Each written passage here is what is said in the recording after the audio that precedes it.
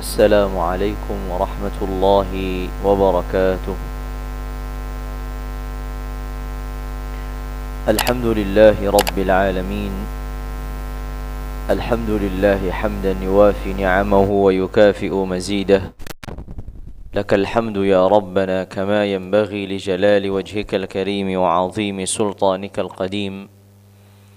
أشهد أن لا إله إلا الله وحده لا شريك له، وأشهد أن سيدنا محمدا عبد الله ورسوله. اللهم صل وسلم وبارك على عبدك ورسولك النبي الأمي سيدنا محمد وعلى آله وأزواجه وذريته وصحابته والتابعين ومن تبعهم بإحسان إلى يوم الدين. أما بعد، فاللهم إنا نسألك علما نافعا ورزقا طيبا وعملا صالحا متقبلا. Alhamdulillah, pada kesempatan malam hari ini kita dipertemukan Allah Azza wa Jalla dalam kondisi yang sangat baik, karena kita masih dalam kondisi Islam, kita dalam kondisi iman, dan kita juga dipertemukan Allah Azza wa Jalla di masjid, di rumah Allah Tabaraka wa Ta'ala. Sebagaimana kita ketahui, tempat ini adalah tempat yang Allah Azza wa Jalla cintai. Ahabbu al-biqa'i ilallahi masajiduha. Begitu kata Rasulullah alaihi afdhalus salati wa atamus salam. Oleh karenanya, kita semua memohon kepada Allah, berdoa kepada Allah Jalla wa Ala, agar Allah Tabaraka wa Ta'ala memberikan ragam keberkahan, ampunan, kebaikan yang diberikan kepada kita seluruhnya yang hadir pada kesempatan malam hari ini. Jamaah sekalian yang dirahmati dan dimuliakan Allah Tabaraka wa Ta'ala, pada pertemuan yang lalu kita sedikit mengkaji berkaitan tentang fikih atau sejarah fikih dalam perkembangan zaman ke zaman. Sedikit mengulas yang telah lalu, kita ketahui bahwasanya ilmu agama yang bersumber dari wahyu, yaitu Al-Quran dan As-Sunnah, kemudian hari terus berkembang, dan kemudian hari memiliki cabang-cabang disiplin ilmu. Tidak hanya terbatas pada ilmu Al-Quran dan ilmu hadis. Ilmu Al-Quran akan memiliki cabang yang banyak. Begitu juga ilmu hadis, As-Sunnah Nabawiyah memiliki cabang ilmu yang sangat banyak. Dan dengan berkembangnya waktu, berkembangnya zaman, akan terlahir ilmu-ilmu yang mana ilmu-ilmu ini hakikatnya bukanlah suatu yang baru. Bukanlah suatu yang baru, melainkan ilmu ini bersumber juga dari Al-Quran dan As-Sunnah. Hanya saja semakin bergantinya waktu, bertambahnya orang, dirumuskanlah rumus-rumus untuk memudahkan orang memahami. Sehingga kalau kita ditanya apakah para sahabat mengenal secara spesifik satu ilmu, yaitu ilmu fikih, judulnya begitu, namanya, jawabannya tidak. Karena ilmu fikih dengan judul ini tidak dikenal kecuali dalam fase-fase berikutnya. Atau para sahabat ditanya tentang ilmu nahwu dan sharaf misalkan, enggak kenal. Bukan berarti mereka tidak faham, mereka faham. Karena ilmu-ilmu itu menyatu dalam kehidupan mereka.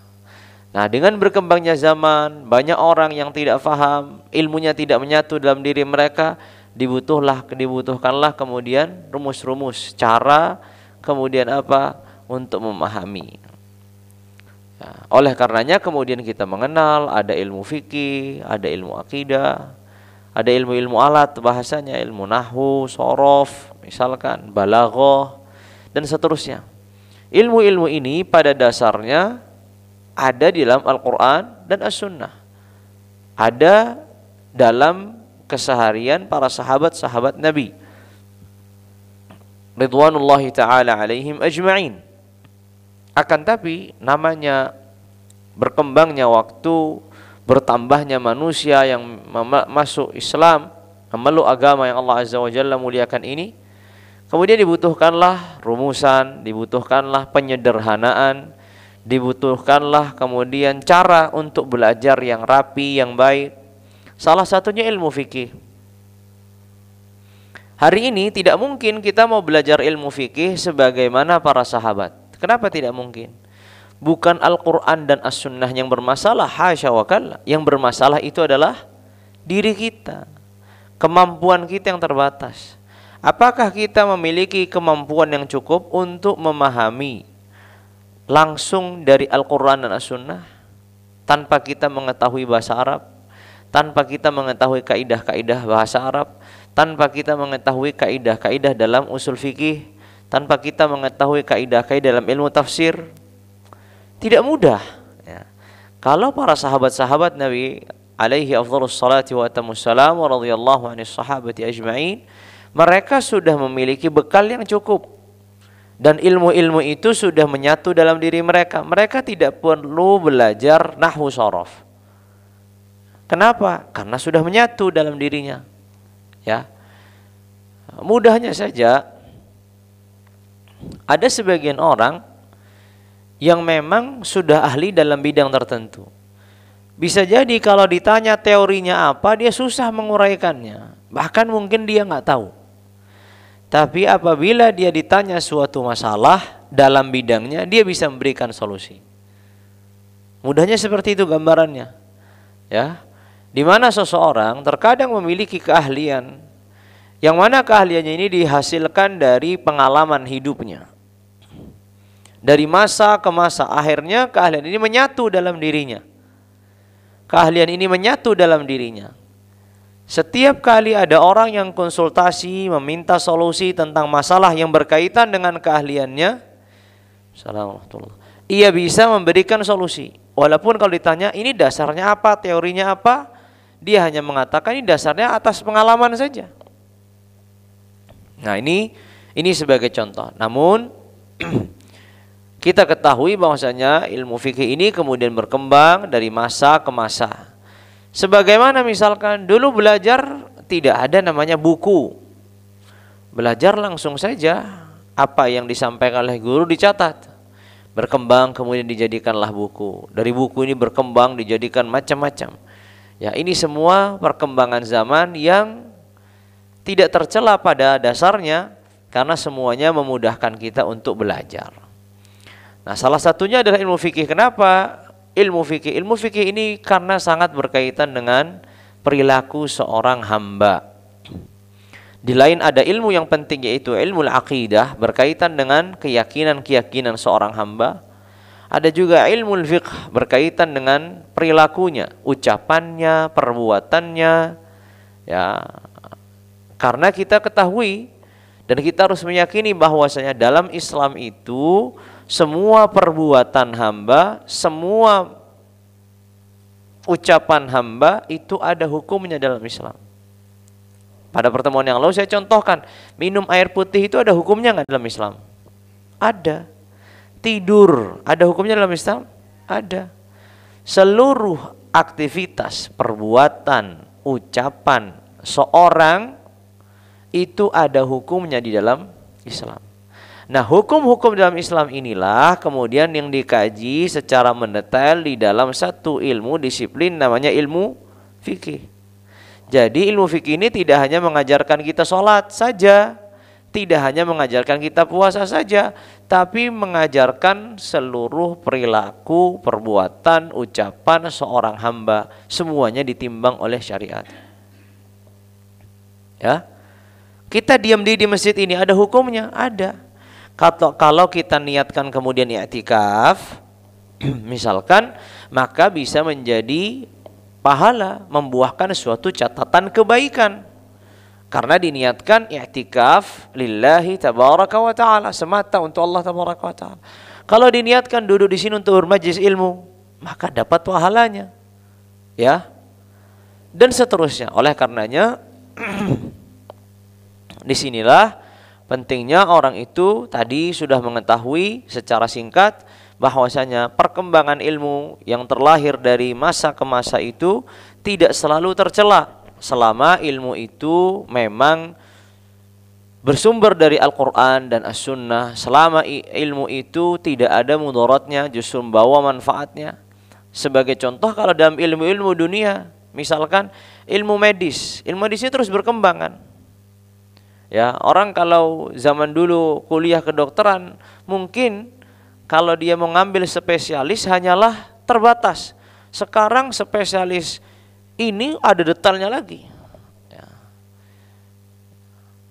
Ya, misalkan spesialis bedah, oh sekarang dipisahkan, ada bedah mulut, ada bedah apa, ada bedah apa. Semakin berkembang. Nah, perkembangan ilmu ini pada dasarnya adalah suatu yang positif. Tinggal kemudian bagaimana kita menyikapinya. Oh, hari ini kita mau belajar ilmu fikih. Bagaimana cara kita belajar? Itu yang terpenting kan. Bagaimana cara kita belajar ilmu fikih? Ya. Sebelumnya kita sudah tahu tadi ya, ilmu fikih itu mudahnya ilmu apa? Ilmu yang mengkaji, ilmu yang membahas tentang perbuatan, perilaku, ucapan manusia. Itulah yang yang dikaji dan dibahas ilmu fikih. Bukan membahas tentang keyakinan-keyakinannya. Karena kalau keyakinan-keyakinan itu nanti dibahas di bahasan namanya ilmu akidah. Ya, di bahasan ilmu akidah. Maka itulah ilmu fikih mudahnya. Nah, sekarang kita sebagai seorang muslim mengetahui bahwasanya ada kewajiban-kewajiban yang harus kita kerjakan. Ada hal-hal yang diharamkan yang harus kita tinggalkan. Dari mana kita mau mengetahui ini wajib, ini haram? Enggak ada solusi lain kecuali kita belajar. Bagaimana cara belajarnya? Gimana cara belajarnya agar kemudian efektif kita bisa menguasai hal-hal itu? Makanya para ulama mengatakan bahwasanya ketika Rasulullah alaihi afdhalus salati wa atamus salam bersabda, "Talabul ilmi fariidatun ala kulli muslim." Ya, menuntut ilmu itu kewajiban bagi setiap muslim. Maksud ilmu di sini adalah ilmu yang wajib. Tidak semua ilmu itu diwajibkan bagi setiap muslim untuk memahaminya. Apakah bapak-bapak atau ibu-ibu yang hadir di sini wajib untuk belajar bahasa Arab? Kalau saya katakan wajib berarti berdosa loh. Apakah bapak ibu di sini wajib belajar bahasa Arab? Jawabannya tidak. Jadi sampai wafat nggak tahu bahasa Arab, ini hadza artinya ini, hadhihi artinya ini, atau dzalika atau tilka artinya itu, berdosa atau tidak berdosa? Tidak berdosa. Ya, tidak berdosa. Ada lagi mungkin. Belajar ilmu itu diantaranya belajar membaca kitab. Apakah diwajibkan bagi setiap muslim itu bisa membaca kitab Arab? Enggak diwajibkan. Tidak diwajibkan. Nahwu, sharaf dan seterusnya. Berarti di sana ada cabang-cabang ilmu di dalam syariat ini wajib untuk dipelajari. Bahkan di satu cabang pun tidak seluruhnya yang wajib. Misalkan ilmu fikih. Apakah seluruh ilmu fikih ini setiap muslim harus mempelajarinya? Tidak. Ya, tidak. Misalkan ketentuan-ketentuan ketika ada pertikaian yang itu menjadi tanggung jawabnya hakim untuk menyelesaikannya. Memberikan sanksi, menerima saksi, ya, memutuskan suatu keputusan. Nah, ini ilmunya juga di fikih. Ada di babul qada wa syahadat. Bab ya, keputusan-keputusan hakim, persaksian-persaksian saksi. Tapi apakah setiap orang harus belajar ini? Jawabannya tidak. Karena tidak berkaitan dengan kehidupannya. Makanya sebagian ulama mengatakan bahwasanya sebaik-baik ilmu atas wajib-wajibnya ilmu yang dipelajari itu adalah ilmu hal. Ilmu hal adalah ilmu kesehariannya. Bapak Ibu sekalian rahmati dan dimuliakan Allah, kita dalam keseharian kita melaksanakan apa saja sih? Dalam ibadah kita, kita melaksanakan sholat, berarti kita harus belajar tata cara sholat. Oh, kita sebelum sholat akan ada namanya wudhu. Berarti kita harus mempelajari tata cara wudhu. Oh, kita terkadang terkena najis. Berarti kita harus mempelajari bagaimana cara membersihkan najis.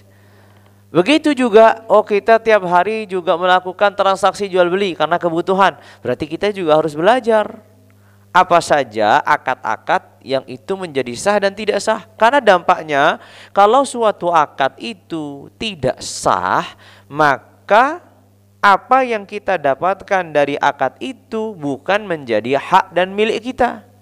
Karena akadnya belum sah. Nah, ini sebagai contoh. Misalkan seorang anak muda akan maju untuk menikah, dia harus belajar apa tanggung jawabnya sebagai seorang suami dan seorang istri misalkan, agar tidak terjatuh pada hal-hal yang diharamkan Allah Tabaraka wa Ta'ala. Makanya belajar ilmu fikih ini berbeda kebutuhannya dari orang ke orang. Ya. Belajar ilmu fikih ini berbeda kebutuhannya dari seorang ke orang. Apakah kebutuhan ilmu fikih bagi pedagang di pasar itu sama dengan kebutuhan ilmu fikih bagi petani di sawah? Jawabannya beda. Petani di sawah butuh ilmu fikih dia apa? Berkaitan dengan zakat pertanian. Kalau pedagang di pasar dia nggak ada hubungan zakat pertanian. Kecuali dia merangkap, dia pedagang plus juga dia petani. Nah, itu beda lagi ceritanya. Tapi kalau dia hanya pedagang saja, ya butuhnya dia sesuai dengan profesinya. Seorang ahli medis, tenaga medis, seorang dokter, apakah fikih yang diketahuinya sama dengan misalkan orang yang bekerja di suatu misalkan bidang pendidikan atau misalkan properti? Tentu berbeda. Nah, ini tadi. Makanya ilmu fikih itu kebutuhannya berbeda dari orang ke orang. Tapi ada hal-hal di dalam ilmu fikih ini kebutuhannya seorang muslim itu sama. Tidak dibedakan pedagang, tidak dibedakan petani, tidak dibedakan antara satu profesi dengan profesi lainnya. Contoh. Haramnya mencuri, apakah itu hanya berlaku untuk pedagang atau berlaku untuk setiap muslim? Berlaku untuk setiap muslim. Haramnya mencuri, apakah berlaku hanya orang yang memiliki profesi tertentu? Enggak, setiap muslim diharamkan. Misalkan, ya, kewajiban seorang itu puasa. Nah, sebentar lagi 1 bulan lagi kita puasa ya. Semoga Allah Tabaraka wa Ta'ala mudahkan kita untuk berjumpa dengan Ramadan dengan keberkahannya dan kemuliaannya. Apakah setiap muslim itu diwajibkan puasa? Ataukah yang diwajibkan puasa itu yang punya profesi tertentu saja, pekerjaan tertentu saja? Nah, berarti di sana ada bahasan-bahasan fikih yang dibutuhkan setiap muslim tanpa melihat profesinya apa, background kehidupannya seperti apa, sama, tidak dibedakan. Contohnya misalkan fikih berkaitan puasa, apakah ini beda ya pembahasannya antara yang tenaga ahli medis atau petani atau pejabat atau peternak atau pedagang? Sama saja. Memang nanti pada rinciannya dan detail perkaranya akan ada pertanyaan yang berbeda. Oh, ahli medis tanya tentang operasi dan seterusnya, nanti ini membatalkan puasa atau tidak misalkan. Oh, misalkan pekerja di sawah ketika dia puasa dan dia kecapean, kelelahan, bolehkah dia membatalkan puasa atau tidak? Nah, hal-hal yang secara detail ini nanti memang akan ada perbedaan dalam setiap kasusnya. Tapi ada kesamaan, misalkan niat dalam puasa, oh semua orang sama. Pembatal puasa, ya semua orang sama, nggak ada bedanya pedagang atau petani atau peternak atau yang lainnya. Ya, sebagai contoh. Nah, di sini para ulama ya menyebutkan bahwasanya bagi orang ya pemula dalam mempelajari ilmu fikih, ya, pertama kali yang harus dicatat dalam memulai belajar ilmu fikih itu adalah apa yang dibutuhkannya. Ya, apa yang dibutuhkannya. Kita butuh sholat, ya berarti kita belajar sholat. Kita butuh puasa, ya berarti kita belajar puasa. Oh, saya nggak butuh zakat pertanian, orang saya aja nggak pernah bertani, ya berarti ya kita akhirkan dulu nih, ya agar kita punya prioritas, agar kita punya hal yang kita kedepankan. Ya. Oh, saya backgroundnya bukan petani Ustaz. Oh, Anda mau belajar ilmu fikih? Iya. Tapi kalau begitu, apa yang Anda butuhkan? Saya pertama yang saya butuhkan adalah ibadah-ibadah yang saya lakukan setiap harinya. Apa saja? Oh, sholat. Oh ya, berarti harus belajar sholat. Oh, saya ini diberi amanah untuk azan misalkan. Oh, berarti Anda harus tahu kapan azan, waktu sholat. Ya, jangan sembarangan. Nah, sebagai contoh. Oh, saya diberi amanah untuk sebagai takmir masjid misalkan. Oh, berarti kita harus tahu ini ada infak untuk apa. Oh, ini ada karbet masjid, boleh nggak kalau dipinjem untuk luar masjid, untuk acara-acara misalkan RT atau RW. Nah, ini harus dipelajari. Maka sesuai dengan apa yang dibutuhkan dulu. Ini yang kita pikirkan. Jangan apa yang dibutuhkan orang lain, yang kita butuhkan dulu pertama. Karena fikih ini untuk kebutuhan kita dulu. Ya, kita mikirkan diri kita dulu sebelum orang lain. Karena niat belajar itu yang pertama kali yang kita niatkan adalah raf'ul jahal anin nafs, mengangkat kebodohan atas diri sendiri sebelum orang lain. Jadi dalam belajar itu penting ketika kita meniatkan adalah untuk diri kita. Jangan kita mau belajar, oh saya mau belajar itu mau ngajari dia. Ajari dulu diri sendiri. Orang kita yang butuh. Ya. Ini niat yang salah kalau dari awal belajar, niatnya saya mau ngajari orang lain. Kita pertama kali belajar itu untuk mengajari diri dulu. Baru nanti kalau kita sudah menguasainya, bisa dipertanggungjawabkan atas apa yang kita pelajari, boleh kita meniatkan untuk mengajarkan kepada orang lain sesuai dengan kapasitas ilmu yang ada. Tapi kalau dari awal niat belajarnya itu untuk mengajar orang lain dan mengabaikan diri sendiri, maka ini niat yang salah. Ya. Oleh karenanya, ketika kita belajar ilmu fikih, pertama kali yang harus kita ketahui bagi seorang pemula, apa yang kita butuhkan, apa yang kita perlukan dalam keseharian kita. Ya. Apa? Oh, ada ibadah yang kita lakukan setiap hari, sholat, berarti kita harus belajar sholat. Oh, ini sudah mendekat Ramadan, berarti kita harus belajar tentang puasa, sholat tarawih, sholat witirnya. Misalkan, oh nanti juga akan ada namanya zakat fitrahnya. Oh nanti dekat lagi sholat idnya. Nah, kita harus belajar agar kemudian kita melaksanakan itu menjadi benar dan sah dan diterima oleh Allah Tabaraka wa Ta'ala. Karena disebutkan bahwa amalan yang kita lakukan tapi tidak didasari dengan ilmu, itu bisa berdampak amalan tersebut tidak sah dan tertolak. Ya, sebagaimana disebutkan oleh Imam Ibnu Ruslan rahimahullah di dalam nazamnya Safwatuz Zubad, wa kullu man bi ghairi ilmin ya'malu a'maluhu mardudatun la tuqbalu. Wa kullu man bi ghairi ilmin ya'malu, dan setiap orang yang melakukan amalan tanpa didasari ilmu, wa kullu man bi ghairi ilmin ya'malu a'maluhu mardudatun la tuqbalu. Amalan-amalnya tertolak, tidak diterima. Kenapa? Karena tidak didasari ilmu, tidak didasari sumber informasi. Ya, makanya penting kemudian untuk belajar. Makanya Nabi sudah mengatakan apa tadi? Talabul ilmi fariidatun ala kulli muslim. Bagi setiap muslim wajib, tapi yang wajib itu apa? Ilmu yang wajib.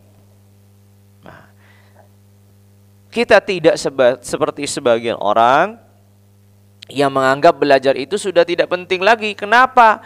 Karena segala sesuatunya sudah bisa diakses melalui HP, gadget dan seterusnya. Ya. Tapi kita juga tidak seperti sebagian orang bahwasanya kita harus selalu hadir di majelis taklim.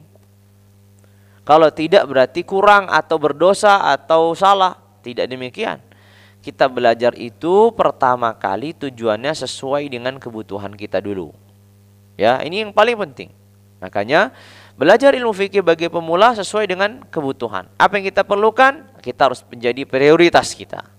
Nah, kemudian berikutnya, setelah kita tahu apa yang kita butuhkan, maka kemudian kita pilih dari yang kita butuhkan ini. Kita butuhnya banyak. Nah, namanya orang dalam kehidupan ini kan butuhnya banyak. Kita harus kemudian pilih prioritasnya. Mana yang harus dikedepankan. Ramadan masih sebulan lagi. Saya penting untuk belajar Ramadan. Tapi sekarang ini kita tiap hari sholat. Berarti saya harus lebih kedepankan belajar sholat daripada belajar puasa. Kenapa? Oh, Ramadan masih sebulan lagi. Saya butuh tuh belajar fikih Ramadan. Tapi hari ini kan belum Ramadan. Hari ini bulan Sya'ban. Berarti kita butuh belajar fikih bulan Sya'ban. Sebagai contoh, di bulan Sya'ban ada apa saja? Oh, misalkan ada sebagian ulama berpendapat bahwasanya setengah akhir dari bulan Sya'ban itu tidak boleh lagi dilaksanakan puasa, kecuali bagi orang yang terbiasa melaksanakan puasa sebelumnya, sunnah. Misalkan sudah terbiasa puasa Senin Kamis sebelumnya, tiba-tiba sampai di bulan pertengahan Sya'ban, tanggal 18-nya pas hari Senin, boleh nggak dia puasa? Oh, dia sudah punya kebiasaan sebelumnya. Kalau nggak punya, sebagian ulama mengatakan tidak boleh. Ya, berdasarkan suatu hadis, walaupun nanti kemudian hadisnya ini diperselisihkan oleh para ulama, sebagian ulama melemahkannya, sebagian ulama bisa menerimanya. Apapun itu, intinya adalah di mana kalau kita sudah tahu kebutuhan kita yang banyak itu, kita kemudian pilih prioritas. Apa sih yang prioritas? Nah, itu yang kita pilih. Kemudian kita catat apa yang prioritas 1, 2, 3. Kita urutkan sesuai dengan kebutuhan kita. Kalau sudah terurutkan ya secara tertib, secara terurut, baru kemudian kita mulai kaji satu persatu. Ya. Jadi kita ketahui apa kebutuhan kita. Dari kebutuhan kita yang banyak ini kemudian kita urutkan sesuai dengan prioritasnya yang paling kita butuh. Setelah kita sudah tahu, barulah mulai kita kaji masalah per masalah. Bapak Ibu sekalian yang dirahmati dan dimuliakan Allah Tabaraka wa Ta'ala, kita ini mungkin beragama Islam sudah dari semenjak kecil, ya, atau semenjak kita balik. Kita tidak kenal agama lain semenjak kita kecil kecuali Islam. Tapi ada perbedaan antara orang yang melakukan aktivitasnya didasari dengan ilmu karena dia belajar, membaca, duduk di majelis ilmu, mendengarkan taklim, dengan orang yang mengerjakan ketentuan-ketentuan Islam ini karena tradisinya seperti itu, atau karena kebiasaannya seperti itu, atau karena rutinitasnya seperti itu. Sehingga ketika ditanya permasalahan yang sangat remeh-temeh di dalam ketentuan Islam, dia tidak tahu. Contoh. Kita tiap hari sudah wudhu, bahkan wudhunya terulang-ulang. Kalau kita sampai di kepala, kita basuh atau kita mengusapnya? Mengusap atau membasuhnya? Kepala. Mengusap, ya. Pertanyaannya, kalau ada seorang yang membasuhnya. Membasuh itu mencuci, ya. Misalkan kadang ada anak kecil, ya, kadang dia iseng itu disiram kepalanya, gitu. Karena panas atau apa disiram kepalanya. Sekarang pertanyaannya, kalau ada orang yang kemudian kita dapati dia tidak mengusap enggak, tapi dia dibasuh, wudunya sah enggak? Sah atau tidak? Gimana Pak? Sah. Sesuai kebutuhan dia. Ini masalahnya ibadah. Nah, kalau sudah ibadah ini harus ada ketentuan hukum syariatnya. Ya, jadi nggak bisa sesuai dengan kebutuhan dia. Kebutuhan dia harus belajar, ya, agar sesuai dengan ketentuan hukum syariat.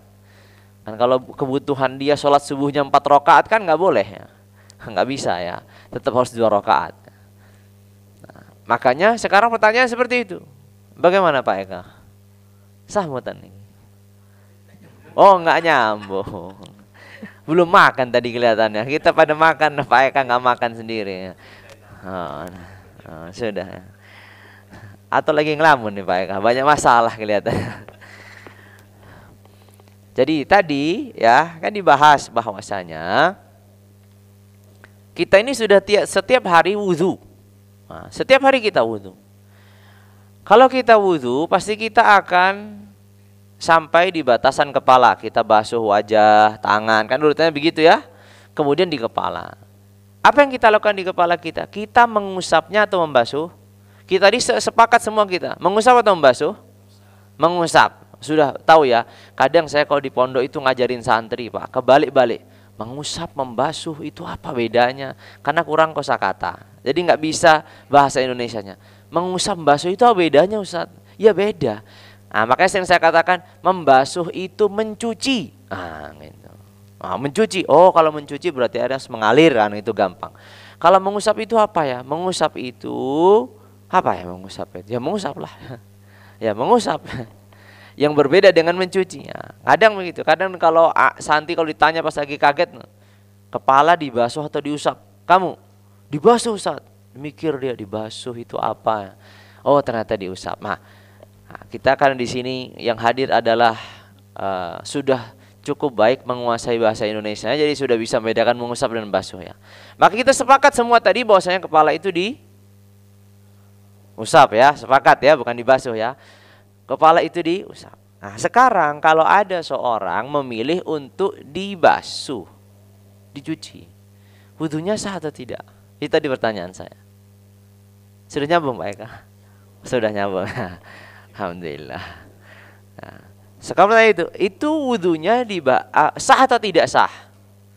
Kan tadi saya saya tadi mengusapnya, dia ini kok anak kecil ini, tahu-tahu dia wudunya dibasuh gitu, disiram semua. Sah atau tidak sah? Itu pertanyaannya. Bagaimana Bapak-bapak? Gimana Pak Eka? Sah. Sah tapi tidak sesuai syari. Sah tapi tidak sesuai ketentuan syariat. Nah, kalau tidak sesuai ketentuan syariat, bagi orang yang belum paham. Kalau seandainya ada orang yang sudah paham tapi sengaja begitu, misalkan Pak Eka ngelihat saya, nah, kecuali saya nggak dianggap nggak paham gitu, nggak apa-apa sih. Misalkan, bagaimana? Sah? Ditanya kenapa? Oh begitu. Ya saya mau begini gitu. Oh gitu. Alhamdulillah. Berarti ini Pak Eka husnudzonnya tinggi ini ya. Ya. Kadang seorang dalam menyikapi ini, ya, dia melihat karena dia sudah belajar mungkin sedikit. Allah Tabaraka wa Ta'ala menganjurkan dan memerintahkan itu apa? Kata Allah, ya ayyuhalladzina amanu, wahai orang-orang beriman, idza qumtum ilas salati faghsilu wujuhakum. Basuh wajah kalian. Kemudian basuh tangan kalian. Kemudian usap kepala kalian dan basuh kaki kalian. Oh, di sini perintahnya itu diusap. Berarti kalau dibasuh enggak sah. Berdasarkan apa? Ayat tadi. Ya kan begitu, ayatnya kan begitu. Diusap. Perintahnya diusap, kok Anda membasuh? Seperti tadi kata Pak Eka. Ya dia melanggar ketentuan syariat. Harusnya kalau konsisten melanggar ketentuan syariat itu berarti harusnya tidak sah kan? Kok dianggap sah? Ya benar nggak Pak? Harusnya, tapi nggak berani ya Pak Eka mengatakan tidak sah. Oh enggak, ini saya katakan saya Pak Eka. Oh jangan saya, takut ada dalil ya. Taib. Jadi para ulama mengatakan wudunya ini sah. Kenapa wudunya sah? Kalau kita ditanya mana yang lebih utama, ini pertanyaan beda. Tentu lebih utama adalah sesuai dengan perintah syariat. Yaitu perintahnya apa? Mengusap. Tapi kalau ada yang membasuh, sah enggak? Sah. Walaupun tidak utama, ya, digarisbawahi, tidak utamanya, sah enggak? Sah. Kenapa kok sah? Pertanyaannya, kenapa kok sah? Membasuh itu lebih daripada sebatas mengusap. Jadi, orang yang membasuh itu mengusap ditambah lagi lebihnya. Berarti orang yang membasuh itu sudah mengusap belum? Sudah mengusap. Ya, sekali lagi, orang yang sudah membasuh kepala itu sudah mengusap belum? Sudah mengusap, bahkan dia lebih daripada sebatas mengusap. Sehingga sudah sah atau belum? Sah, tapi utamanya begitu atau tidak? Tidak, kenapa? Karena perintahnya syariat itu apa? Mengusap. Nah, ini sebagai contoh. Contoh ini ingin saya berikan sebagai contoh untuk apa? Ketika kita sudah tahu prioritas apa yang kita pelajari, berikutnya adalah kita harus memahami setiap perkara itu dengan baik. Menggambarkan perkara itu dengan baik. Nih contohnya tadi. Kita ini semenjak kecil wudunya mengusap. Tiba-tiba ada yang membasuh. Kita bagaimana menyikapinya? Oh, kamu wudumu nggak sah itu. Saya loh dari kecil sampai tua mengusap, kok tiba-tiba kamu membasuh. Nah, ternyata secara fikih dikaji. Nah, tadi, oh ternyata penguraiannya seperti itu. Memang utamanya adalah mengusap. Tapi kalau ada orang yang membasuh, sah atau tidak sah? Sah. Kenapa? Karena orang yang membasuh itu sudah mengusap. Karena membasuh itu kan mengusap dan lebih daripada sebatas mengusap. Ya. Berarti dia sudah mendatangkan yang ringan dan lebih daripada yang ringan. Kan kalau ditanya mana yang lebih ringan, mengusap atau membasuh? Mengusap kan lebih ringan daripada membasuh. Nah, ini sebagai contoh. Nah, makanya hal-hal ini yang perlu diketahui berikutnya. Jadi kalau sudah kita tahu apa kebutuhan kita, prioritas kita, berikutnya adalah yang disebut oleh para ulama adalah tasawwurul mas'alati atau tasawwurul masaili, menggambarkan perkara-perkara itu dengan baik dan benar. Mengusap itu seperti apa? Nah, kata para ulama, mengusap itu kaidahnya adalah wusulul balal, sampainya kelembapan di kepala. Sampainya kelembapan di kepala. Sekarang ayatnya Allah berfirman wamsahu biruusikum. Mengusaplah dengan kepala kalian. Pertanyaannya, Allah mengatakan kepala bukan rambut. Beda ya kepala sama rambut? Atau sama? Rambut bagian dari kepala, begitu. Tapi yang Allah Tabaraka wa Ta'ala perintahkan adalah apa? Kepala bukan rambut. Firmannya begitu. Wamsahu biru'usikum. Ru'us itu jam'u ra's, jamak dari kata ra's yaitu kepala. Makanya oleh para ulama mengatakan rambut itu bagian dari kepala selama apabila dijulurkan, diuraikan tidak keluar dari batasan kepala. Maksudnya bagaimana? Kalau ada seorang yang rambutnya panjang, ya, kalau diuraikan dia sampai punggungnya, sampai dadanya, berarti dia sudah tidak bagian dari kepala lagi nih, karena sudah keluar dari batasan kepala. Sekarang sah nggak kalau dia mengusap bagian rambut yang sudah keluar dari batasan kepala? Jawabannya tidak sah. Kenapa? Karena kewajibannya, perintahnya adalah di kepala. Lalu rambut itu bagian dari kepala selama pada batasan kepala. Kalau sudah di luar, bukan lagi bagian dari kepala. Bisa difahami ya? Nah, ini contoh-contoh perkara fikih yang mungkin saya nggak tahu ya, baru pertama kali kita dengar. Ya, kan ini kan mungkin saja tergambarkan orang rambutnya panjang, dikucir misalkan. Kemudian setelah ditaruh di atasnya kepala begini, kemudian dibasuh yang bagian yang terkucir ini. Kalau diuraikan dia di bawah. Sah nggak sekarang? Tidak sah karena dia tidak membasuh kepalanya. Membasuh rambut yang kalau diuraikan di luar batasan kepala. Nah, ini sebagai contoh. Makanya subhanallah, kalau kita belajar fikih itu benar, secara tahapannya, secara urutannya, luar biasa. Kita tahu mana yang benar sesuai dengan kaidahnya yang diuraikan para ulama, mana yang kemudian tidak sesuai dengan penguraiannya para ulama. Ya. Oleh karenanya tahapan yang ketiga tadi apa? Menggambarkan setiap perkara itu dengan baik dan benar. Ya, setiap perkara itu digambarkan dengan baik dan benar. Sebagai contoh sekarang, besok kita insya Allah puasa. Kalau orang itu puasa, kemudian dia berwudu,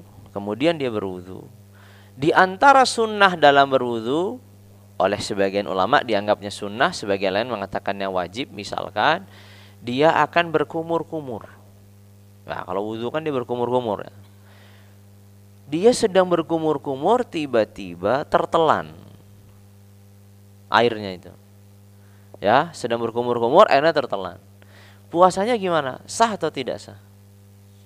Sah, karena nggak sengaja. Itu ya, karena nggak sengaja. Tapi ada sebagian ulama mengatakan tidak sah. Tapi kan nggak sengaja. Nah, di sini para ulama mengatakan, yang mengatakan demikian ya. Para ulama Syafi'iyah misalkan, ya. Kita dibesarkan di lingkungan ulama Syafi'iyah. Ulama Syafi'iyah mengatakan bahwasanya ketika seorang dalam kondisi puasa dan ia berwudu, maka disunnahkan untuk memasukkan air ke mulutnya. Tapi tidak disunnahkan berkumur-kumur. Nah, beda dua hal itu. Ada bahasannya madmadah. Dan madmadah itu dalam bahasa fikihnya ada dua tingkatan. Batasan minimal dan batasan sempurna. Batasan minimal madmadah yang sering diartikan berkumur-kumur itu adalah memasukkan air ke dalam mulut. Ya, kemudian dikeluarkan gitu. Batasan sempurnanya kita apa? Berkumur-kumur. Sebagian ulama, saya garis sebagian ulama, termasuk diantaranya ulama Syafi'iyah, ya, mengatakan madmadah ini kalau orang yang tidak puasa, diutamakan sempurna, artinya berkumur-kumur, diputar-putar airnya kemudian dibuang, itu utamanya. Tapi kalau orang sedang puasa, maka utamanya hanya sebatas dalam batasan minimal, yaitu memasukkan air langsung dibuang. Maka apabila kemudian ia berkumur-kumur yang tidak dianjurkan tadi, karena dia sedang puasa, lalu ketelan, maka puasanya jadi batal. Tapi kan dia tidak sengaja. Dia tidak sengaja, namun dia melakukan sesuatu yang tidak diperintahkan. Sehingga jadinya apa? Dia di sini dihukumi orang yang lalai. Siapa yang suruh berkumur-kumur? Kan begitu. Ya, karena Anda sedang puasa. Ini saya garis bawahi. Tidak semua ulama demikian. Saya hanya ingin menggambarkan maksudnya pentingnya kemudian kita menggambarkan perkara itu dengan benar. Ya, pentingnya kita menggambarkan perkara itu dengan benar. Ya, makanya sebagian ulama mengatakan demikian. Walaupun sebagian ulama mengatakan yang lain enggak, karena berkumur-kumur ketika puasa itu tetap dianjurkan. Sehingga kalau dia tetap dianjurkan, kalau tertelan, ya nggak batal, karena saya melakukan sesuatu yang dianjurkan, kemudian secara tidak sengaja tertelan airnya, batal nggak? Ya nggak batal. Nah, ini menurut pandangan yang lain. Tapi intinya adalah, ya, kita perlu menggambarkan perkara itu dengan benar. Contoh nih, sekarang kita mau sholat isya. Bapak Ibu sekalian, kalau mau sholat isya itu akan melaksanakan niat. Apa yang Bapak Ibu lakukan dalam sholat isya? Niatnya niat apa? Niat sholat aja? Sudah cukup kita meniatkan niat sholat saja? Atau harus kita meniatkan sholat isya? Atau harus kita meniatkan sholat isya sebagai kewajiban sholat? Nah, itu sebagai contoh. Tiap hari kita sholat isya, insya Allah. Ya, semoga nggak ada yang bolong-bolong di sini ya. Nah, itu. Tiap hari kita sholat isya, tiap hari kita sholat maghrib. Nah, pertanyaannya, kalau kita sholat maghrib, sholat isya itu kita butuh niat kan? Niatnya apa? Niat sholat aja? Cukup? Atau niat sholat maghrib? Atau niat sholat fardu maghrib? Pak Eka dulu sekolahnya di mana Pak Eka? Di SD negeri atau? Negeri ya? Oh ya. Atau SD Muhammadiyah atau? Ya mungkin. Gitu. Dulu dia ajari pelajaran agama juga ya? Zaman otomatis ya? Nah, masih ingat pelajaran di masa kecil dulu Pak Eka? Enggak? Dikit ya. Oh, pas ghaib. Pas bolos. Ya, kalau kita sekolahnya di SD negeri dan di sana ada pelajaran agama, pasti kita akan diajarkan niat sholat. Pasti itu. Karena itu dasar sekali. Niat sholat. Ya. Pasti kita akan diajarkan gimana niat sholat zuhur, gimana niat sholat asar, gimana niat sholat maghrib, bagaimana niat sholat isya, bagaimana niat sholat subuh, itu pasti. Ya. Memang terkadang orang tidak memahaminya itu sebagai niat, malah memahami itu sebagai doa sebelum masuk sholat. Padahal itu enggak ada doa sebelum masuk sholat. Adanya itu adalah mengajarkan kita niat. Makanya ulama mengatakan, misalkan ada sebagian ulama mengatakan bahasanya enggak cukup kalau hanya niat sholat saja. Masa sholat isya hanya niat sholat saja? Harus ditentukan secara spesifik. Sholat isya ya sholat isya, sholat maghrib ya sholat maghrib, sholat zuhur ya sholat zuhur. Sebagaimana sholat nanti qobliyah isya diniatkan sebagai qobliyah isya, ba'diyah isya diniatkan juga ba'diyah isya. Ya, tidak cukup hanya niat sholat. Jadinya nanti hanya sholat sunnah, enggak sholat isya nantinya. Ya, berdampak sholat isyanya tidak sah. Ya, makanya di sini penting untuk apa? Menggambarkan perkara-perkara fikih itu dengan benar. Contohnya kalau kita ditanya, kita tiap hari wuzu. Apa saja sih yang wajib kita lakukan dalam wuzu kita? Apakah misalkan wuzu mengulangi 3 kali itu suatu kewajiban atau hal yang disunnahkan? Disunnahkan. Berarti kalau wuzunya sekali-sekali boleh? Boleh. Ya, utamanya 3 kali. Ya, utamanya 3 kali. Nah, ini sebagai contoh gambaran yang benar dalam menggambarkan masalah. Jadi, wuzu itu utamanya memang 3 kali, basuh wajah 3 kali, basuh tangan 3 kali, kan begitu. Tapi kalau saya cukup sekali-sekali, ya boleh-boleh saja. Karena 3 kali mengulanginya itu sunnah sebagai contoh. Tapi misalkan saya wuzunya hanya cukup membasuh wajah 1 kali, ya. Lalu kemudian tangan kanan, tangan kiri 1 kali, mengusap kepala 1 kali, membasuh kaki kanan dan kiri 1 kali, dah selesai. Wuzunya sah atau tidak sah? Saya tidak mengucapkan basmalah, saya tidak berkumur-kumur, saya tidak memasukkan air ke dalam hidung. Ya, saya cuman wudunya cuman begitu, wajah sekali, kemudian tangan sekali, kemudian kepala sekali, kemudian kaki sekali. Wudu saya sah atau belum? Belum sah. Belum. Kenapa Pak belum sah? Oh, telinganya belum, karena telinganya wajib begitu ya. Ya, harus dilakukan. Ya kan begitu konsekuensinya, kan begitu. Kan tadi kan saya tanya 3 kali kan sunnah. Berarti kan kalau ditinggalkan kan nggak masalah, kan begitu. Nah, sekarang kan katanya telinganya belum. Karena telinga itu membasuhnya wajib begitu. Hah? Mungkin sunnah. Kalau sunnah berarti nggak apa-apa, berarti wudunya sudah sah. Nah, kan begitu. Nah, ini sebagai contoh bahwasanya ya alhamdulillah wudu kita itu sempurna. Tapi dalam kondisi tertentu kita justru diwajibkan untuk wudu dalam batasan minimal. Contohnya gimana? Kalau kita di suatu tempat tidak mendapatkan air kecuali kita wudu itu cuma sekali-sekali. Kalau kita wudunya mau wajah 3 kali nggak sampai ke kepala, udah habis di wajah 3 kali, tangan sekali udah habis. Nanti terus kepala sama kaki gimana? Kalau sekali-sekali cukup untuk semua. Tapi kalau 3 kali berhenti di wajah saja, kalau selesai udah, nggak bisa lagi untuk yang lain. Di sini justru kita wajib sekali-sekali. Harus. Ya, di kondisi tertentu. Makanya di sini, di saat ini kita harus tahu mana saja yang harus kita lakukan, mana saja yang utamanya kita lakukan. Artinya yang disunnahkan tadi. Nah, Di sini kemudian yang memang harus dipelajari ya, secara secara bertahap. Ya, secara bertahap. Maka tadi, subhanallah kita wudhu sudah bertahun-tahun ya nih. Tapi dalam kondisi tertentu kita tidak tahu.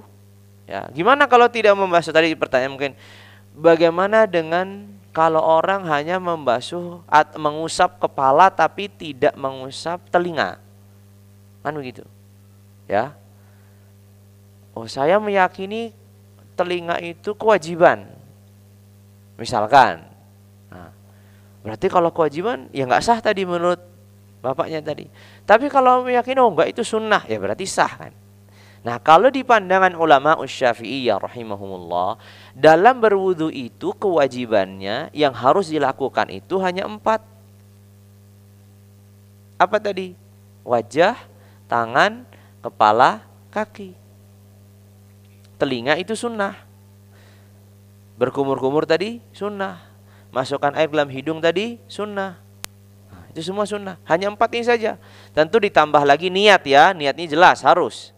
Kemudian juga urut atau lebih tepatnya tertib. Ya, tertib. Artinya wajah dulu, baru tangan, baru kepala, baru kaki, kan begitu. Nah, sekarang nih. Ini tiap hari kita wudhu. Kalau kita melihat ada anak-anak wudhu, tangan kiri dulu sebelum tangan kanan. Wudhunya dia setelah wajah. Wajah sudah selesai. Habis itu tangan kiri dulu baru tangan kanan. Wudhunya sah belum? Kalau nggak tertib nggak sah. Kan tadi tertib wajib, harus.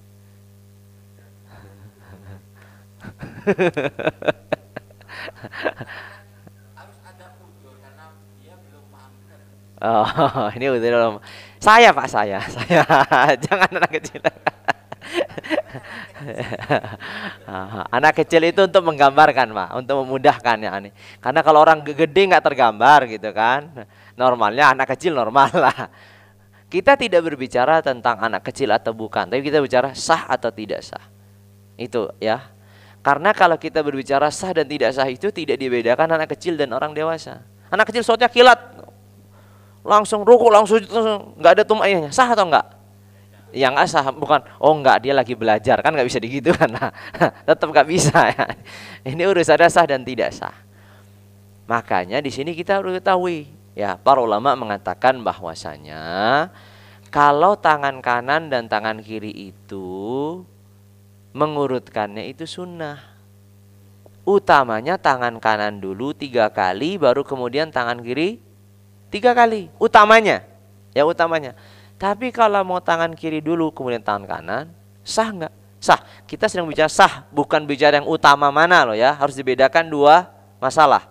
Jadi kalau ditanya mana utama, tangan kanan 3 kali, tangan kiri 3 kali, kan begitu. Tapi kalau sah dan tidak sahnya, sah saja. Yang penting tangan setelah wajah. Kalau ngurutnya tangan dulu ke wajah, ya ini nggak boleh, nggak sah. Kalau ada misalkan tangan dulu sampai siku 3 kali baru wajah, kaki, kepala, nah ini bukan wudhu namanya main-main. Walaupun anak kecil, kita nggak kasih udzur di sini ya, nggak kasih udzur di sini. Walaupun itu anak kecil, oh saya lagi belajar, ngurutnya dari kaki, kepala, tangan, wajah, ya nggak bisa, ya tidak bisa. Nah, inilah pentingnya kemudian apa? Kita itu dalam belajar fikih itu penting sekali kita menggambarkan perkara itu dengan baik dan benar. Jadi kita harus membedakan, ini yang harus, ini nggak harus. Nggak harus itu dalam arti kalau ditinggalkan tidak berdampak, tidak sah. Yang harus kalau ditinggalkan berdampak, tidak sah. Nah ini yang gimana? Ya, tadi kan jawabannya mana yang lebih utama? Kanan 3 kali, kiri 3 kali. Ya, ini yang utama. Kanan 3 kali, kiri 3 kali. Tapi kalau dia mulai dari kiri 3 kali, kanan 3 kali, sah nggak sah dulu? Sah atau tidak sah? Sah. Dia utama atau tidak? Tidak, karena kan mulai dari kiri. Sama juga kalau kanan kiri, kanan kiri. Kanan sekali, kiri sekali. Kanan yang kedua, kanan ke kiri. Sah atau tidak sah? Sah. Utama atau tidak? Tidak. Nah, itu sudah paham ya. Alhamdulillah ilmu yang sangat bermanfaat ini. Ya. Walaupun alhamdulillah kita nggak pernah begitu ya. Nggak tahu saya kalau zaman kecil kan. Kalau kecil tadi dimaafkan sama Pak Eka soalnya. Alhamdulillah gitu belajar ya apa namanya 3 kali dan seterusnya. Nah, sebagai contoh nih, Bang. Prakteknya di masyarakat kadang kita melihat tata cara wudhu yang dalam tanda kutip kadang kita aneh melihatnya. Kadang yang aneh itu karena memang keterbatasan ilmu kita. Ya. Dan kadang juga keterbatasan ilmu yang melakukan. Contoh, kita seringkali melihat di tengah masyarakat kalau wudhu itu hanya ujungnya aja nih basuh ya, sering ya. Ambil ujungnya ya, dan batuknya gitu ya, ujung kepala ya. Ujung kepala enggak bukan keningnya tentu ya, tapi atas kepala tapi ujungnya saja. Sering kan kita melihat seperti itu kan. Diulangi 1 habis itu 3 kali tapi hanya ujungnya saja. Saya mau bertanya sekarang, sah atau tidak sah? Pertanyaannya dulu, saya nggak tanya utamanya tidak utama. Kalau ditanya utama tidak utama, jelas jawabannya tidak utama. Utamanya itu apa? Seluruh kepala, kan jelas gitu. Itu utama. Kita nggak bicara utama, kita semua sepakat. Ya, utama. Seluruh 4 mazhab sepengetahuan saya sepakat bahwa utamanya itu seluruh kepala. Itu utama, sepakat. Tapi pertanyaannya sah atau tidak sah? Hah? Sah. Iya jelas kalau tidak utama udah sepakat. Tidak utama ini tidak sepakat. Sekarang sah atau tidak sah gitu. Nah ini dia. Di sini memang berbeda pandangan para ulama. Memang berbeda, tidak dinafikan. Ulama berbeda. Ada yang mengatakan sah, ada yang mengatakan tidak sah. Tapi kalau berdasarkan pandangan ulama Syafi'iyah sekali lagi, maka di sini sah. Kenapa sah? Karena yang diwajibkan itu sebagian kepala. Ya, sebagiannya. Walaupun hanya ujung. Itu, ya. Artinya kalau ada orang wudunya hanya di ujung saja, dia sudah sah. Dia menyelisih yang utama? Iya, dia menyelisih yang utama. Jelas. Karena di pandangan ulama Syafi'iyah juga utamanya seluruhnya. Dari depan ke belakang, maju lagi dari belakang ke depan. Begitu utamanya. Tapi andai kata sudah sebagian, sudah cukup atau belum? Cukup, bisa katakan cukup atau belum? Cukup, artinya sah atau tidak sah? Sah. Nah itu sebagai contoh.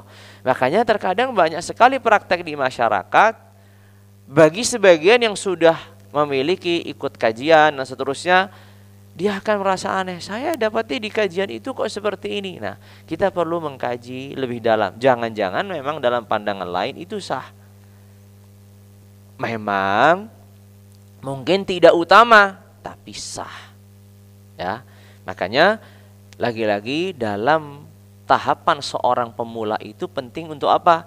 Untuk menggambarkan perkara dengan baik.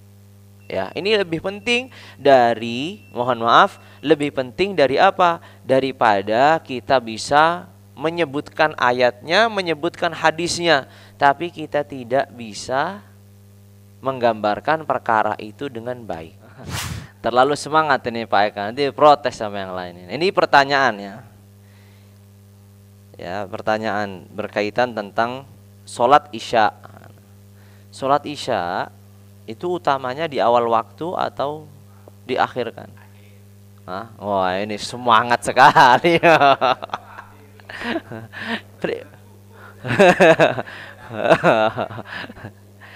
Ya. Jadi ya khusus untuk sholat isya ini diperdebatkan oleh para ulama memang. Tapi dalam pandangan ulama Syafi'iyah, sholat isya ini utamanya di awal waktu, bukan di akhir waktu. Ya, iya betul. Semua sholat itu utamanya ada di awal waktu. Ketika Nabi ditanya apa sebaik-baik amalan, kata Nabi, as-salatu fi awwali waqtiha. Ya, sholat di awal waktunya. Nah di sana ada pengecualian, ada. Misalkan di sholat zuhur utamanya itu sedikit diakhirkan ketika di musim sangat panas. Bagi mereka yang sholat di masjid, agar jamaah bisa datang ke masjid tidak kepanasan. Apalagi zaman dulu nggak ada payung dan seterusnya. Gitu. Sampai kapan? Sampai menunggu adanya bayangan untuk tembok sehingga para jamaah bisa berteduh melalui bayangan-bayangan tembok itu. Ini sebagai contoh, ya, sebagai contoh. Makanya Ini semua nanti ada pengecualian-pengecualian. Ala kulli hal, ini tadi sedikit. Ya. Makanya kembali lagi pada apa bahasan bagaimana kita menggambarkan perkara itu dengan baik, ya. Dan ini lebih penting daripada kita bisa menyebutkan ayatnya ataupun hadisnya, kemudian kita tidak bisa menggambarkan perkara itu dengan baik. Ya, kita tidak bisa menggambarkan perkara itu dengan baik. Karena yang kita butuhkan itu adalah yang kita amalkan, yang kita praktekkan. Lalu kemudian ketika ada kesalahan, ya kita lakukan, kita tahu. Contoh nih, sebagai contoh, saya berulang kali pertanyaan umumnya orang, Ustaz, saya sudah wudhu, setelah saya wudhu saya nginjak kotoran, saya harus ngulangin wudhu atau enggak? Ini berulang-ulang pertanyaan awam. Ya, setelah selesai wudhu, lalu kemudian nginjak kotoran. Misalkan nginjak kencing lah, atau ada misalkan kotoran ayam, atau bahkan kotoran kucing misalkan, atau apa.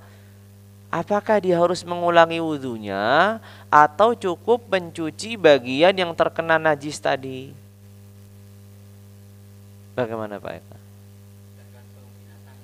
Tergantung binatangnya. Ya, silakan lanjutkan Pak Eka. Ya kalau kayak maaf ya. Iya. Kayak cecak enggak perlu. Nggak perlu ngulangin wudhu. Ya, terus? Kalau ya kucing. Iya, kucing misalkan. Iya. Berarti dia harus ngulangin wudhu. Oh, kakinya aja. Sama dengan kalau orang punya wudhu tapi batal tapi pakai kaos kaki kan. Kaos kakinya kan cuma cukup dibasuh. Iya, tapi dia kan ngulangin wudhunya. Kalau batal. Iya, kalau batal. Nah, ini batal wudhunya nggak? Tadi misalkan dia nginjak kotoran kucing lah, biar sepakat kita. Batal nggak wudhunya? Itu pertanyaan saya dulu. Bingung nah. Barangnya yang diinjak itu najis kok enggak jenisnya itu. Lah ya kan tadi kotoran kucing. Iya.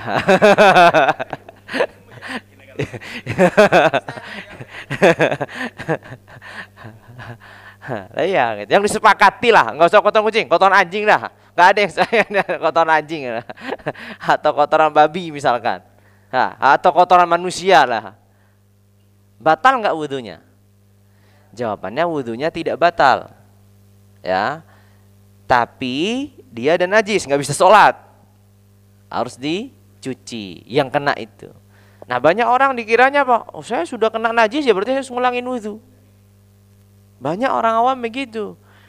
Nah, oh, di sini. Ini pertanyaan seorang awam. Iya. Afdolnya tetap nyuci kakinya saja, karena wudhunya tidak berdampak apapun. Wudhu itu batal itu kalau ada penyebabnya. Nah, penyebabnya itu bukan kena najis. Nah, itu ya, bukan kena najis. Tapi kalau dia mengeluarkan sesuatu yang najis, misalkan kencing, misalkan kotoran, nah itu beda lagi ceritanya. Ya. Makanya banyak orang tidak paham. Sering kali bertanya, Ustaz saya sudah wudhu, injak kotoran, saya ngulangin wudhunya enggak? Jawabannya enggak. Ya. Cuci saja kakinya. Ya, cuci saja kakinya sudah cukup. Ya. Dan tidak perlu mengulangin wudhunya, mubadzir itu airnya. Karena sunnahnya mengulangi wudhu, kan ada sunnah namanya wudhu yang diulangi. Setelah dipakai untuk sholat diulangi lagi. Itu ada syarat dan ketentuannya juga. Tidak setiap kali kita ngulang terus juga nggak disunahkan. Eman-eman airnya. Nah, itu sebagai contoh, maksudnya kita penting untuk menggambarkan perkara itu dengan baik dan benar. Kemarin baru beberapa waktu yang lalu ada bertanya lewat WhatsApp saya, Ustadz, kalau di dalam sholat itu ada namanya duduk tasyahud akhir. Duduk tasyahud akhir itu yang rukun atau tata cara tertentunya? Tawarruk itu yang kita mau salam ya, begini ya. Ini tawarruk, ini mau salam, duduknya kan begini biasanya kan. Nah, yang rukun itu duduknya atau tata caranya? Beda ya. Maksudnya begini, dia kalau seandainya dia duduknya sudah mau salam tapi duduknya iftirosh begini, sah nggak dia sholatnya? Karena rukun, di tengah-tengah rukun. Saya jawab, Ini pertanyaan dasar sekali. Ini harusnya sudah selesai di SD. Ya. Ya. Lalu saya bilang ya nih, jelas yang menjadi rukun, yang menjadi harus di dalam sholat itu duduknya. Bagaimanapun cara kita duduknya. Tapi utamanya, nah itu lagi, utamanya kalau sebelum salam itu duduknya dalam posisi tawarruk seperti ini. Artinya kalau dia duduknya iftirash, sah nggak sholatnya? Sah, karena dia sudah duduk.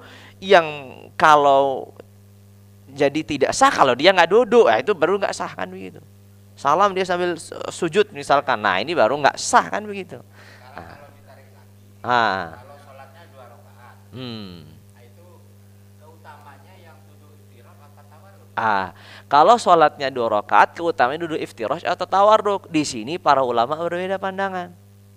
Sebagian ulama mengatakan utamanya iftirash, contohnya sholat subuh gitu ya. Utamanya sebagian ulama mengatakan utamanya kalau 2 rakaat itu utamanya adalah iftirash. Sebagian ulama mengatakan demikian.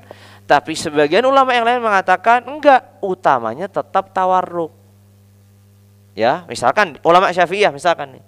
Ulama Syafi'iyah, dan itu yang dilakukan oleh masyarakat kita normalnya, setiap kali sebelum salam duduknya adalah tawarruk. Walaupun sholat subuh, ya, walaupun sholat tahiyatul masjid, walaupun sholat id, kan 2 rakaat juga.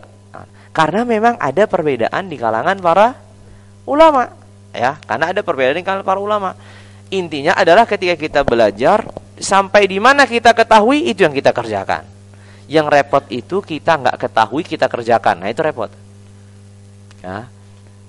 Ketika kita tidak mengetahui kita kerjakan, itu yang jadi masalah. Didasari apa?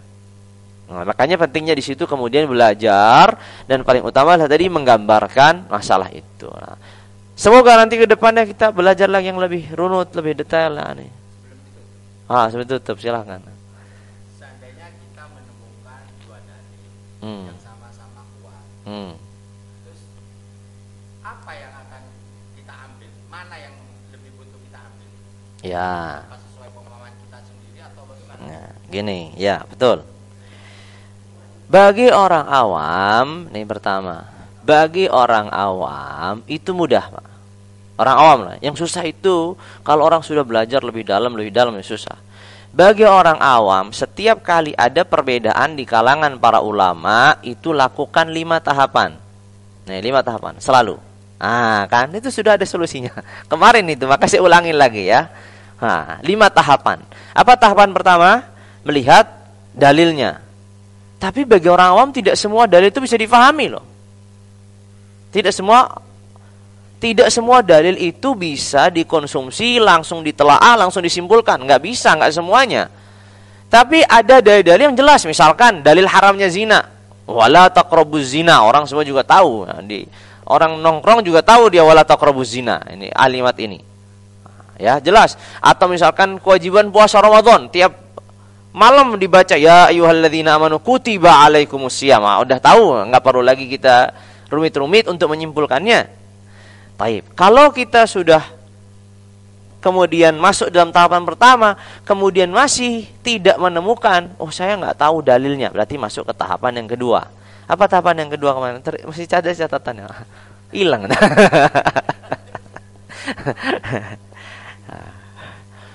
Yang kedua adalah mengikuti pandangan mayoritas ulama.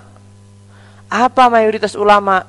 Mayoritas ulama misalkan kayak tadi, Pak Eka tadi tanya, mana yang lebih utama sholat subuh itu, duduknya tawarruk atau iftirash?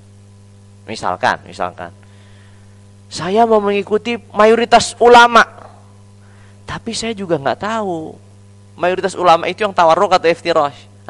Berarti masuk level yang ketiga. Level yang ketiga ini adalah mengikuti pandangan ulama yang paling berilmu dan paling beriman.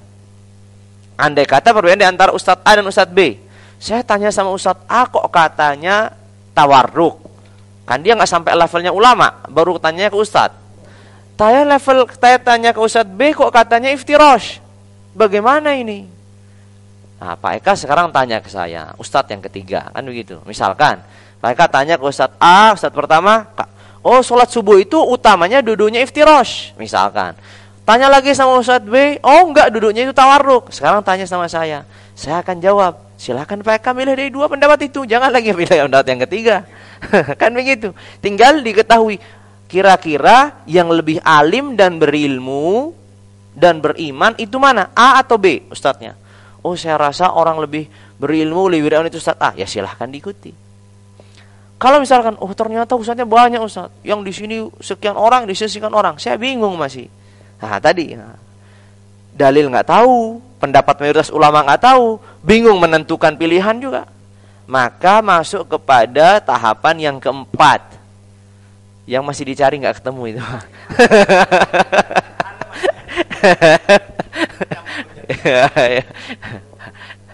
Ya nanti bisa dengar videonya. Tahapan yang keempat itu adalah mengikuti pandangan yang lebih berat. Misalkan ada ulama satu mengatakan wajib, satu mengatakan sunnah. Ikuti pendapat yang wajib, kan lebih berat. Ada yang mengatakan haram, ada yang mengatakan makruh. Ikuti yang mengatakan lebih berat ya. Kalau kemudian prakteknya menyusahkan kehidupan kita, contoh, ada ulama mengatakan sholat berjamaah di masjid, lebih tepatnya sholat berjamaah, ya, nggak harus di masjid, itu wajib bagi laki-laki, fardu ain. Oh ternyata repot kita, nggak setiap hari bisa ya. Ya, bukan karena kesibukan ya, karena kadang males, karena kadang ada urusan apa terus. Berarti kemudian kalau kita mendapati kerumitan, kita baru kemudian masuk level yang paling terakhir, yaitu apa?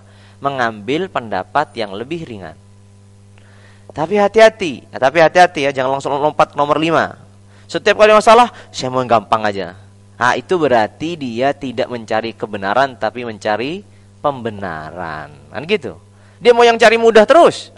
Ini mau beragama atau main-main? Kalau beragama, selurus dengan agama.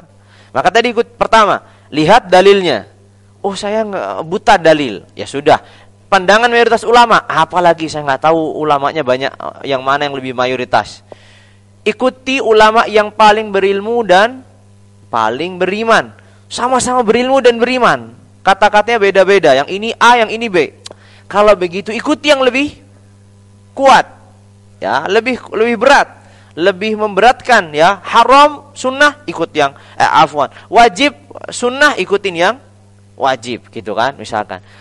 Lalu kemudian kalau ini memberatkan dalam aktivitas kehidupan, maka baru kemudian ikuti pendapat yang ringan, ya, begitu. Wallahu taala a'lam. Sudah cukup ya Pak? Cukup ya. Ada yang mau bertanya? Oh silahkan.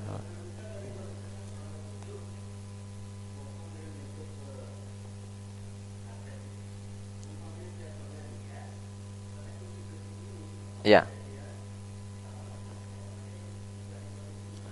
Ya. Begini apakah dimaksud duduk? Begini dimaksud duduk. Sebagaimana begini juga dimaksud duduk. Ini begini duduk bersila kan namanya kan? Ya bahasa kita bersila ya. Dalam bahasa namanya tarabbu. Andai kata nih ada orang tasyahud akhirnya begini dia duduknya. Ya, digambarkan aja. Kita mau berbicara sah atau tidak sah? Oh enggak, dia enggak di depan, Pak. Pak Eka suka menggambarkan sendiri dia. Memang dia duduknya normal, dia ini enggak sakit, sholatnya normal dari awal sampai akhir. Pas mau dia duduk, setiap kali mau duduk dia misalkan habis dari sujud, bangun sujud, duduknya bersila begini, enggak duduk seperti normalnya orang begini atau enggak, dia duduknya bersila. Sah enggak? Kan tadi yang menjadi wajib itu adalah apa? Duduknya. Tata caranya itu adalah sunnah. Berarti sah nggak di sini sholatnya? Sah, karena itu dianggap duduk. Termasuk yang begini, ini dianggap duduk. Ini dianggap duduk, ya. Tapi kalau nanti ditanya mana yang lebih utama, ya sesuai dengan kondisinya. Kalau dia duduknya antara dua sujud misalkan, maka utamanya iftirash. Kalau duduknya misalkan sebelum salam, utamanya adalah tawarruk. Atau sebagian ulama mengatakan kalau 2 rakaat utamanya adalah iftirasha. Ini perbedaannya di situ. Tapi tadi kan saya bawa tadi, ini dianggap duduk enggak? Itu dianggap duduk. Nah, itu dianggap duduk. Nah, itu juga disunnahkan, duduk seperti ini disunnahkan. Ada sunnahnya dari riwayatnya. Ketika duduk di antara dua sujud. Khusus, duduk di antara dua sujud. Tapi lebih utama lagi, yang sering dilakukan Nabi, duduknya iftirash. Jadi Nabi pernah melakukan dua tata cara. Tata cara yang pertama ada iftirash, duduk di antara sujud ya, bukan duduk tasyahud akhir. Atau duduk tasyahud awal. Duduk di antara dua sujud. Nabi pernah melakukan dua kali. Iftirash begini dan juga seperti ini, namanya iqa. Mana yang lebih utama? Ya, lebih utama kalau dia iftirash. Tapi ini juga disunnahkan, Nabi pernah melakukannya. Nah, jadi boleh ini boleh, tapi itu khusus duduk di antara dua sujud. Wallahu a'lam. Ada lagi mungkin yang mau bertanya? Wah, banyak bertanya. Oh ya, Bapak dulu ya, di teng tua dulu. Silahkan, monggo. Waalaikumsalam warahmatullahi wabarakatuh.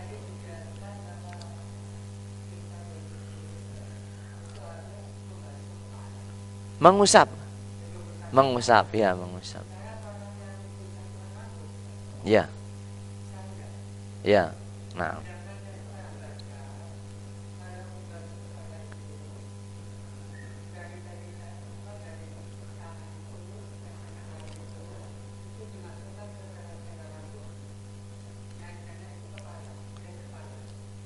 Ya. Ya. Tadi sudah saya sebutkan bahwasanya ayatnya memang yang diperintahkan itu adalah kita mengusap kepala.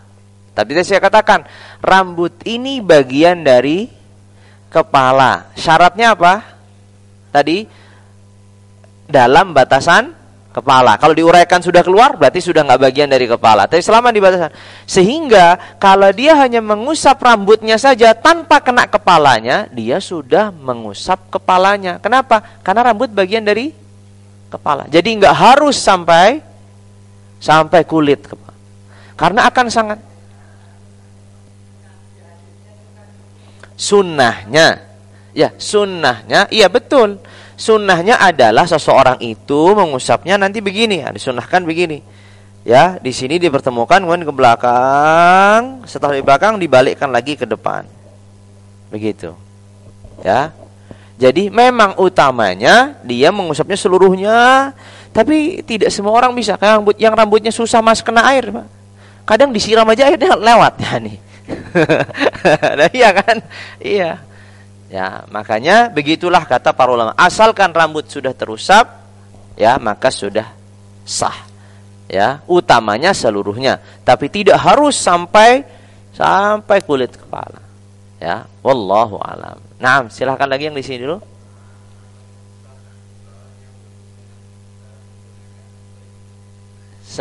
Semprot ya. Ya. Baik, pertanyaannya adalah wudunya sah nggak kalau menggunakan semprotan itu ya? Wudunya sah menggunakan semprotan kalau airnya mengalir. Semprot sampai mengalir air. Ya, sampai airnya mengalir. Ya, sampai benar-benar air. Karena syaratnya di dalam membasuh wajah, namanya juga membasuh. Membasuh tangan, membasuh kaki, itu air harus mengalir.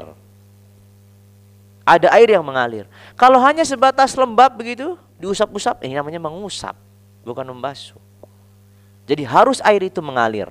Dan mengalir ke seluruhnya, bukannya sebagian. Cuma ngalir di sini aja, yang di sini cuma basah doang. Enggak cukup, harus seluruhnya mengalir. Jadi seperti itu.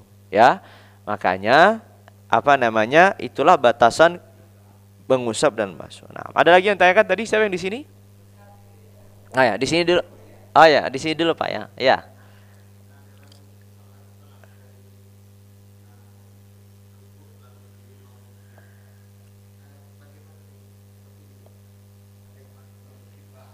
Ya, mengepal tangannya atau ya, betul.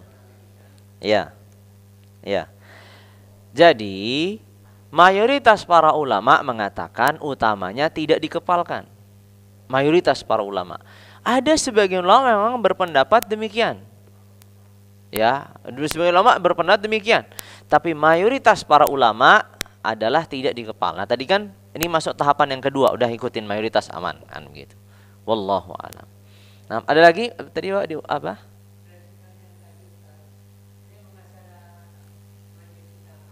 Hmm.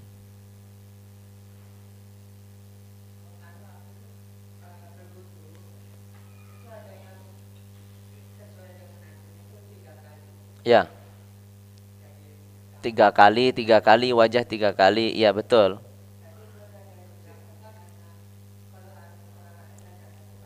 Hmm.